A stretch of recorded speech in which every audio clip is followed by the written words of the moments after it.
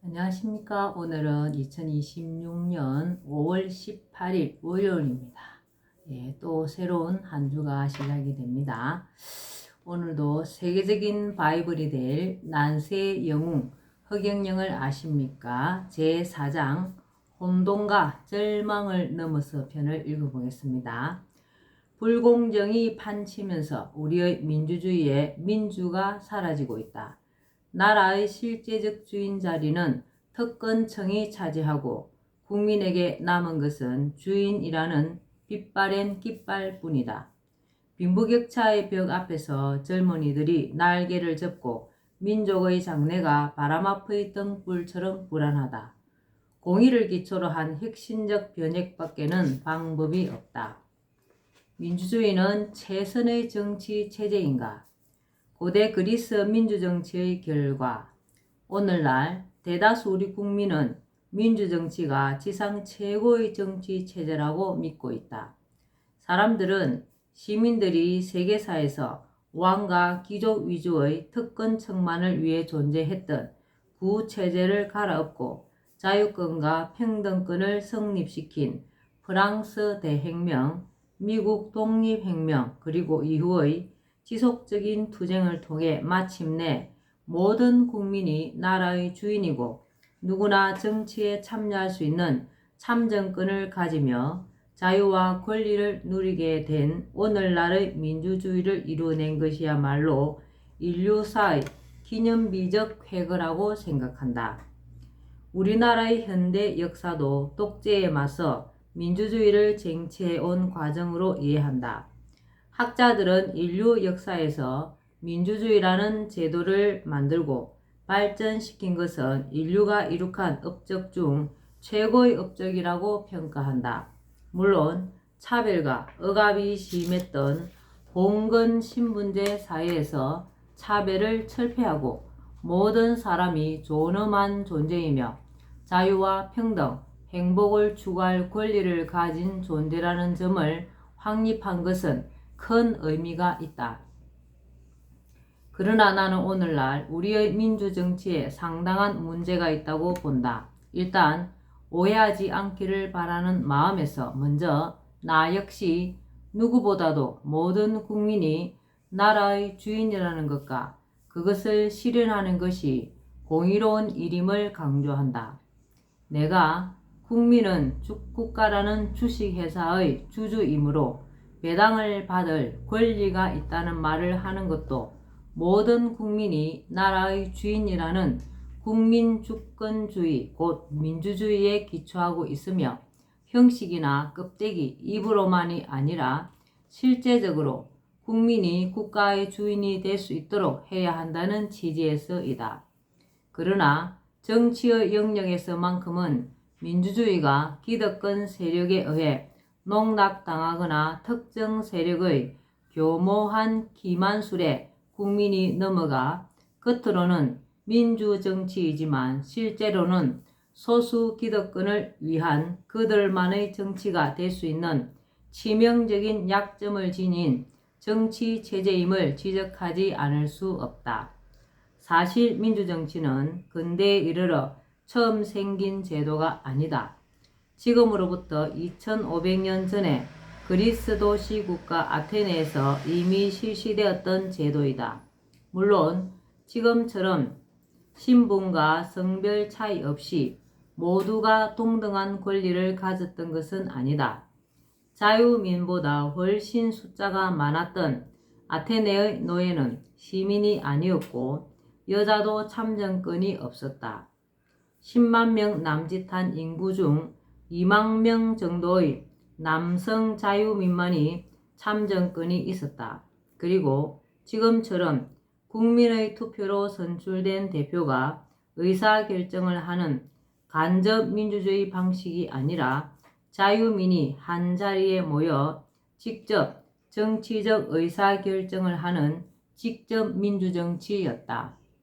그러나 고대 그리스 아테네의 민주정치에는 심각한 문제가 있었다. 자신의 주장을 관철하기 위해서는 그것을 펼치는 기술이 필요한데 소피스트라는 궤변론자들이 나타나 상대를 이기는 언변수를 가르치는 일이 성행했다. 그러다 보니 절대적 가치나 진리 같은 것은 중요하지 않았고 교묘하게 말을 잘하는 자가 정치적으로 성공할 수 있었다. 이런 사람의 연설에 현혹된 시민이 그 의견을 쫓아가는 이른바 중우정치가 횡행했다. 그러한 중우정치는 일종의 선동에 의한 정치라고 할 수 있다. 보편적 진리의 존재를 강조했던 소크라테스가 소피스트들과 싸우고 그의 제자 플라톤이 철인 정치를 주장한 이유가 그것이었다. 소크라테스는 훌륭한 스승을 지도자로 모셔야지 그를 투표로 뽑으면 되겠느냐고 일갈하다 결국 죽음을 맞이했다. 권력욕이나 특정 의도를 지닌 자들의 얄팍한 언변술에 현혹된 대중들에 의해 정치적 결정이 좌우되었던 아테네는 종국에는 그리스의 또 다른 도시국가 스파르타와의 펠로폰네소스 전쟁에서 패하면서 고대 그리스의 중심적 도시국가 지위를 잃었다. 이처럼 아테네 민주정치는 민주주의의 특성상 피하기 힘든 중우정치로 흘러갔고 이것이 나라가 쇠락하게 된 원인 중 하나였다. 민주주의가 민주주의라는 그 방식에 의해 망하고 만 것이다. 더 심각한 오늘날의 중우정치. 오늘날 우리가 하고 있는 민주주의는 그것과 다르다고 할 것인가? 물론 직접 민주정치가 아니고 국민을 대신할 대표를 뽑으면 그들의 정치를 하는 간접 민주정치, 곧 대의정치이고 여성도 남성과 동등한 참정권을 가졌다는 면에서 아테네의 민주정치와는 많이 다르다.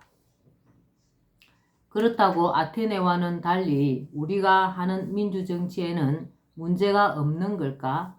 나는 오늘날 우리가 하는 대의정치도 고대 아테네의 직접 민주정치 못지않게 문제가 많다고 생각한다. 아테네의 민주정치가 외부의 선동과 어수룩한 군중의 현명하지 못한 결정이 문제였던 것처럼 오늘날 우리 국민의 선거권 행사에도 심각한 문제가 있다고 할 수 있다. 대의정치 하에서 국민은 투표를 통해 자신의 의사를 정치에 반영해 줄 대리인을 선출한다.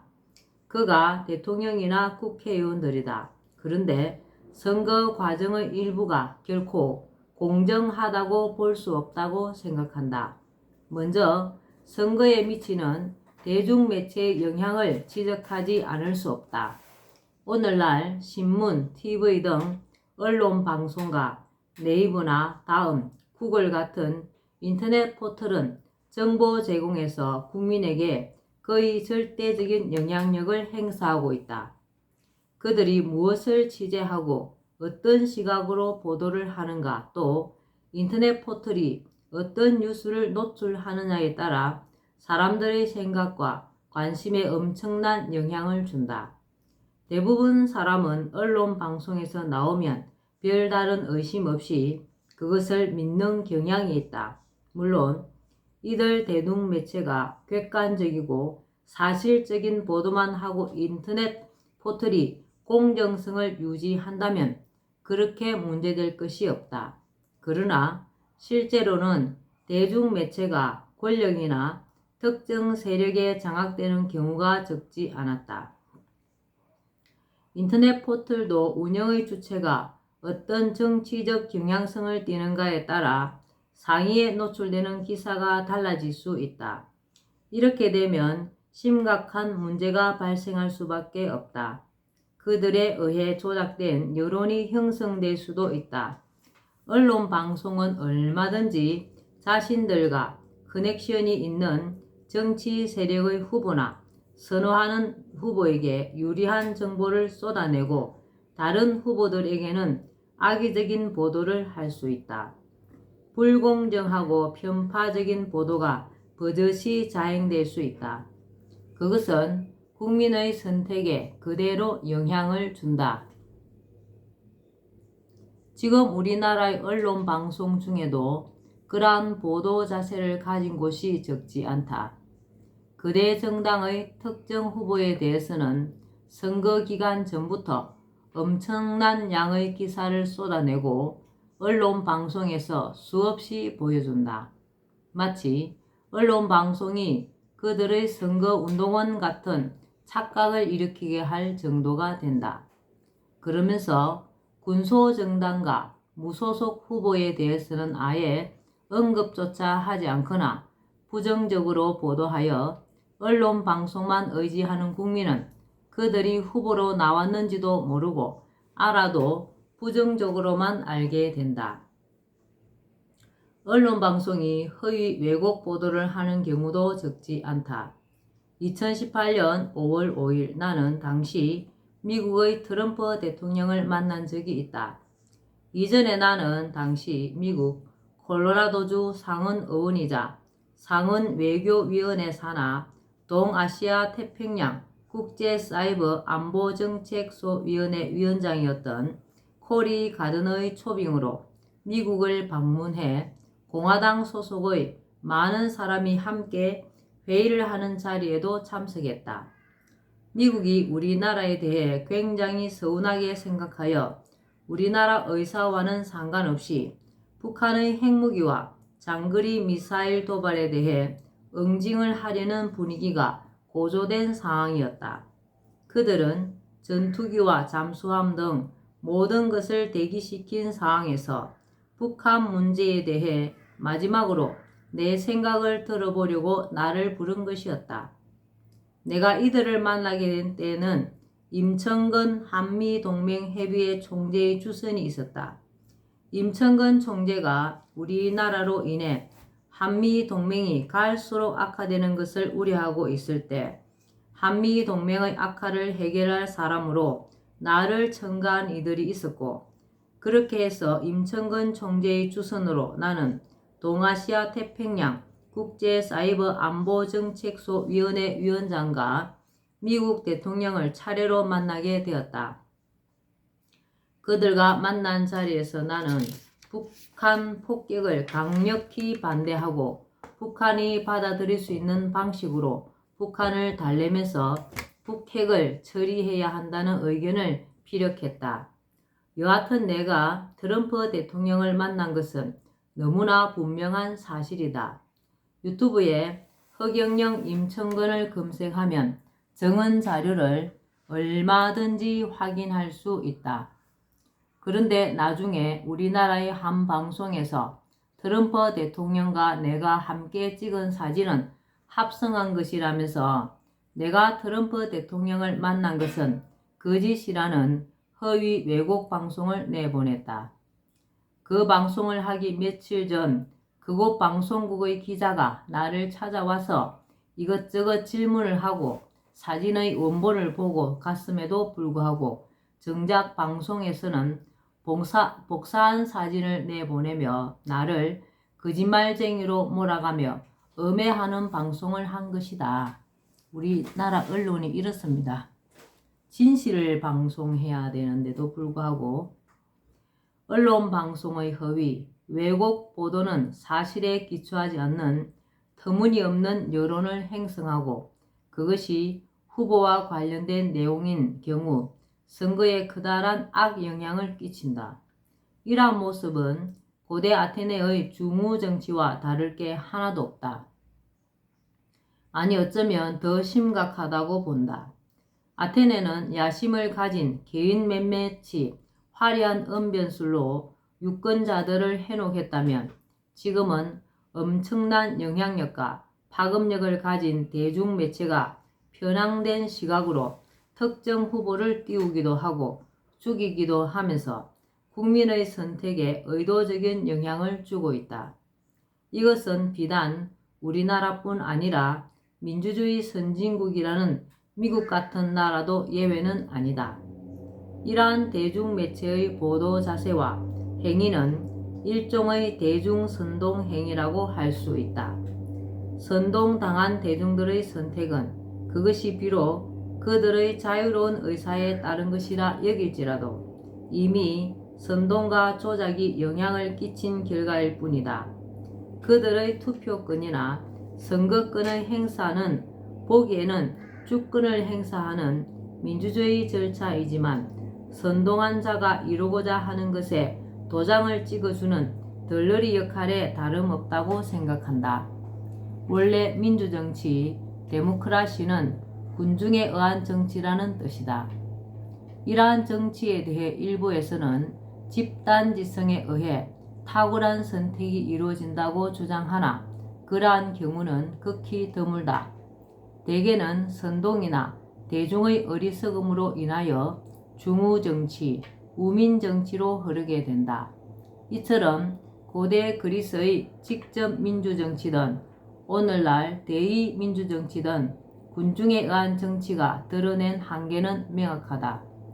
민주정치가 중우정치로 흘러 나라를 망치고 국민 스스로 재발등을 찍는 것이다. 비행기는 탁월한 조종 실력을 지닌 조종사가 몰아야 한다. 군중이 투표로 조종사를 뽑혀 형편없는 조종사가 뽑혀 비행기를 조종한다면 돌이킬 수 없는 재앙이 올 수도 있다는 것은 자명하다. 우리 국민은 이제 정치 영역에서만큼은 소크라테스와 플라톤이 주장했던 것처럼 진리와 선을 아는 철인이 국가와 국민 모두의 이익을 위해 정치를 행하는 지혜로운 정치 방식을 생각해 봐야 한다. 민주정치의 또 다른 심각한 문제점으로 지적할 수 있는 것이 부정선거 가능성이다. 이것은 기득권을 가진 정치 세력이 자신들의 권력과 이익을 공고히 하기 위해 교묘한 술책으로 선거에 영향을 주려고 하거나 부정을 저지르는 것이다. 그래도 이전에는 기득권 세력이 조직을 동원하여 유권자에게 직접 현금을 살포하거나 투표함 바꿔치기 등의 단순한 수법으로 선거를 조작했기 때문에 비교적 탄로나기가 쉬웠다. 그러나 지금은 발달한 과학기술을 선거에 활용하면서 부정선거의 가능성은 더 커졌고 교묘한 방법을 구사할 수 있어 설령 부정이 있어도 쉽게 드러나지 않게 되었다. 선거에 활용되고 있는 과학기술은 개표와 집계를 훨씬 수월하게 할 수 있는 장점이 있다. 그런데 이렇듯 편리한 기술의 활용이 조작의 가능성이 제기되면서 부정선거 의혹으로부터 결코 자유롭지 않은 것이다. 지금 선거 때마다 끊임없이 부정선거 의혹이 제기되는 것은 그런 이유 때문이다. 부정선거는 사전투표나 우편투표 실시 등 선거제도의 허점을 통해서도 얼마든지 일어날 수 있다. 아마도 그 어떤 제도를 도입하더라도 부정선거 의혹을 완전히 배제할 수 없을 것이다. 정치 세력이 부정선거라는 유혹을 뿌리치기 어려운 것은 민주주의라는 제도 자체가 가지고 있는 약점이라고 할 수 있다. 민주주의 원리 중 하나인 다수결의 원칙에도 문제가 있다. 대통령 선거에서 A와 B 두 후보가 대결을 벌여 51대 49의 득표율로 A 후보가 승리했다고 가정할 때 49%나 되는 국민은 A 후보와 그의 정책을 지지하지 않기에 A 임기 기간 내내 불만스러울 수밖에 없다. 특히 두 후보 사이의 정치적 신념이나 정책에 극명한 차이점이 있고 지지층이 그것에 크게 좌우된 경우라면 문제는 매우 심각할 수 있다. 국민 분열이 심하게 초래되어 사회가 불안해질 수 있기 때문이다. 정권이 바뀔 때마다 정치 보복이 일어날 수도 있다. 실제로 이러한 현상이 우리나라에서 빈번하게 일어나고 있다. 이처럼 대표를 뽑는 간접 민주정치 방식이든 시민이 직접 정치적 결정에 참여하는 직접 민주정치 방식이든 민주정치는 문제가 발생할 수밖에 없는 불완전한 제도이다. 예. 오늘은 여기까지 말겠습니다. 오늘도 흑영령을 많이 부르고 알려서 하늘의 복을 짓는 행복하고 뜻깊은 하루 되시기 바랍니다. 감사합니다. 흑영령, 흑영령, 흑영령.